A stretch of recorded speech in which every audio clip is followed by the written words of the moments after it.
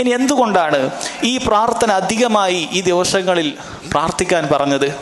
പണ്ഡിതന്മാർ പറയുന്നു 3 കാരണങ്ങൾ കൊണ്ടാണ് ഈ പ്രാർത്ഥന പ്രത്യേകമായി, അഥവാ അഫുവിനെ ചോദിക്കുക എന്നുള്ള കാര്യം പ്രത്യേകമായി നബി സല്ലല്ലാഹു അലൈഹി വസല്ലം തിരഞ്ഞെടുത്ത് നമ്മെ പഠിപ്പിച്ചത്.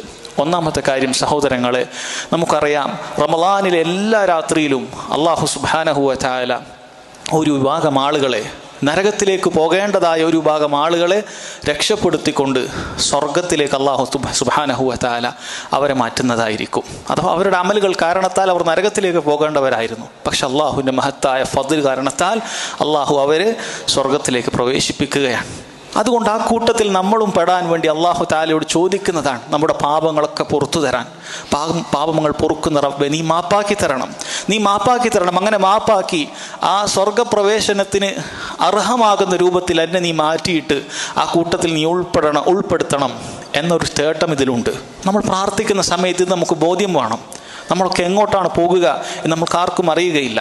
നമ്മുടെ അമലുകൾ കൊണ്ട് ഒരിക്കലും നമുക്ക് സ്വർഗത്തിൽ പ്രവേശിക്കാൻ സാധിക്കുകയുമില്ല. അല്ലാഹു തആലയുടെ മഗ്ഫിറത്ത് വേണം, അല്ലാഹു തആലയുടെ ഫദ്ൽ വേണം, അവൻ്റെ ഔദാര്യം വേണം.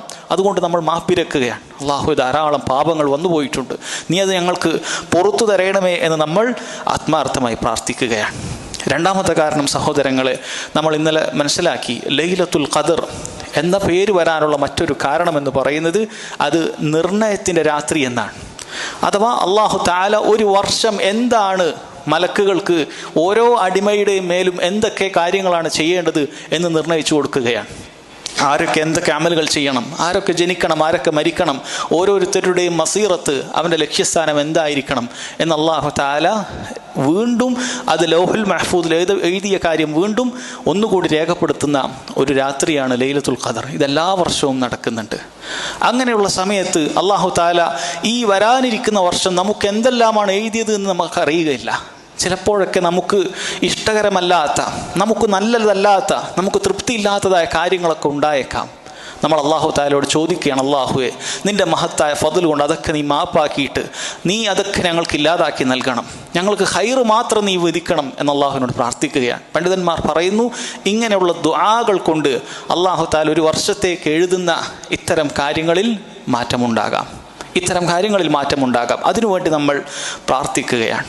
മൂന്നാമത്തെ കാര്യം സഹോദരങ്ങളെ, നമ്മൾ ധാരാളമായി അമലുകൾ ചെയ്യുന്ന ഒരു സമയമാണ് ഈ അവസാനത്തെ 10 രാവുകൾ എന്ന് പറയുന്നത്. നമ്മൾ എത്ര തന്നെ അമലുകൾ ചെയ്താലും ആ അമലുകളൊന്നും തന്നെ മതിയാവുകയില്ല, അതിൽ കുറവുകൾ ഉണ്ടാകും എന്ന് നമ്മൾ അംഗീകരിച്ചുകൊണ്ട് അല്ലാഹുവേ മാപ്പാക്കി തരണം, എനിക്ക് ഇത്രയേ ചെയ്യാൻ സാധിക്കുന്നുള്ളൂ, ഞാൻ എത്ര തന്നെ കഷ്ടപ്പെട്ട് ചെയ്താലും ഞാൻ ചെയ്യുന്നത് വളരെ കുറവാണ്, ആ കുറവ് ആയിട്ടുള്ള അമലുകൾ തന്നെ ഇത് സ്വീകരിക്കപ്പെടുമോ എന്ന് എനിക്കറിയുകയില്ല, അതിലെത്രമാത്രം ഇഖ്ലാസ് ഉണ്ട് എനിക്കറിയുകയില്ല, ഞാൻ ആത്മാർത്ഥമായി പരിശ്രമിക്കുന്നുണ്ട്, ധാരാളം കുറവുകളാണ്. അങ്ങനെ അടിമ അവൻ ചെയ്യുന്ന ഇബാദത്തുകളൊന്നും തന്നെ അത് മതിയാവുകയില്ല, അള്ളാഹുവിൻ്റെ മാപ്പ് കൊണ്ട് മാത്രമേ അത് റബ്ബിൻ്റെ അടുക്കൽ സ്വീകരിക്കപ്പെടുകയുള്ളൂ എന്ന് ഏറ്റുപറയുകയാണ്. ഇതെല്ലാ ഇബാദത്തുകളിലുമുണ്ട് അല്ലേ? നമ്മൾ നിസ്കാരം കഴിഞ്ഞ ഉടനെ ആദ്യം എന്താണ് പറയുന്നത്? അസ്തഗ്ഫിറുല്ലാഹ് അസ്തഗ്ഫിറുല്ലാഹ് അസ്തഗ്ഫിറുല്ലാഹ് എന്നാണ്. നമ്മൾ കഷ്ടപ്പെട്ട് നിസ്കരിച്ചിട്ടുണ്ട്, പക്ഷെ ഒരുപാട് കുറവുകൾ അതിൽ വരാൻ സാധ്യതയുണ്ട്. നമ്മൾ അള്ളാഹുവിനോട് ഇസ്തിഗ്ഫാർ തേടുകയാണ്. രാത്രി എഴുന്നേറ്റ് നിസ്കരിച്ചതിന് ശേഷം പിന്നീട് ആ സുഹൂറിൻ്റെ സമയത്ത് എന്താണ് ചെയ്യാൻ പറഞ്ഞിട്ടുള്ളത്? വബിൽ അസ്ഹാരിഹും യസ്തഗ്ഫിറൂൻ, റബ്ബിനോട് ഇസ്തിഗ്ഫാർ ചെയ്യുകയാണ്. അല്ല ഞാൻ നിസ്കരിച്ചു ഇതൊക്കെ സ്വീകരിക്കപ്പെട്ടു എന്നല്ല, വീണ്ടും ഇസ്തിഗ്ഫാർ ചെയ്യുകയാണ്. അതുപോലെ ഈ അമലുകളെല്ലാം ചെയ്യാൻ സാധിക്കുന്ന സമയത്തും നമുക്കുള്ള ബോധ്യം ഇത് റബ്ബ് സ്വീകരിച്ചെങ്കിലേ ഇതിൽ കാര്യമുള്ളൂ. അതല്ലാതെ ഞാൻ രാത്രി ധാരാളം എഴുന്നേറ്റ് നിസ്കരിച്ചത് കൊണ്ട്, ഞാൻ ദുആ ചെയ്തത് കൊണ്ട്, ഞാൻ പ്രാർത്ഥിച്ചത് കൊണ്ട്, ഖുർആൻ ഓതിയത് കൊണ്ട് ഇത് നേരെ അങ്ങ് സ്വീകരിക്കപ്പെടുകയല്ല. അള്ളാഹു ഇതെല്ലാം എൻ്റെ കുറവുകളെല്ലാം പരിഹരിച്ചു മാപ്പാക്കി അള്ളാഹു തആല അത് സ്വീകരിച്ചാലേ ഉള്ളൂ. അത് നമ്മൾ ഏറ്റു പറയുകയാണ്, റബ്ബേ നീ മാപ്പാക്കിയിട്ട് ഇതൊക്കെ എനിക്ക് സ്വീകരിക്കണം, ധാരാളം കുറവുകളുണ്ട്. അങ്ങനെയാണ് ഒരു മുഅ്മിൻ ഉണ്ടാവുക. അവൻ എത്രയെല്ലാം നല്ല നല്ല പ്രവർത്തനങ്ങൾ ചെയ്താലും അവന് പേടിയായിരിക്കും, റബ്ബ് ഇത് സ്വീകരിക്കുമോ എന്നുള്ള പേടിയായിരിക്കും. അങ്ങനെയാണ് ഒരു മുഅ്മിൻ. അവൻ ഇഹ്സാനും ഷഫഖത്തും ഒരുമിപ്പിക്കുന്നവനാണ്. അവൻ നന്നായി അമലുകൾ ചെയ്യും, അതോടൊപ്പം തന്നെ പേടിയായിരിക്കും റബ്ബേ ഇത് സ്വീകരിക്കുമെന്നുള്ളത്. എന്നാൽ ഒരു മുനാഫിഖ് അങ്ങനെ ആയിരിക്കുകയില്ല. ഒരു മുനാഫിഖിനെ സംബന്ധിച്ചിടത്തോളം അവൻ ഇസാഅത്തും അമ്നും ഒരുമിപ്പിക്കുന്നവനാണ്.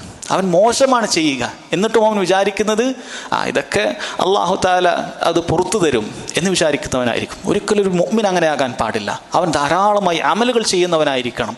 അതോടൊപ്പം തന്നെ ഇത് റബ്ബേ ഇതിൽ കുറവുകളുണ്ട്, നീ സ്വീകരിക്കണമെന്ന് റബ്ബിനോട് തേട്ടമുണ്ടായിരിക്കണം. ഇത് സ്വീകരിക്കുകയില്ലേ എന്നുള്ള പേടി അത് ഉണ്ടായിരിക്കുകയും വേണം. ഇതുകൊണ്ടാണ് നമ്മൾ ധാരാളമായി അല്ലാഹുമ്മ ഇന്നക അഫ്വുൻ തുഹിബ്ബുൽ അഫ്വ ഫഅഫു അന്നി എന്ന് പ്രാർത്ഥിക്കാൻ പറയുന്നത്. അതുകൊണ്ട് തന്നെ സഹോദരങ്ങളെ, ഇത് ധാരാളമായി പ്രാർത്ഥിക്കുക.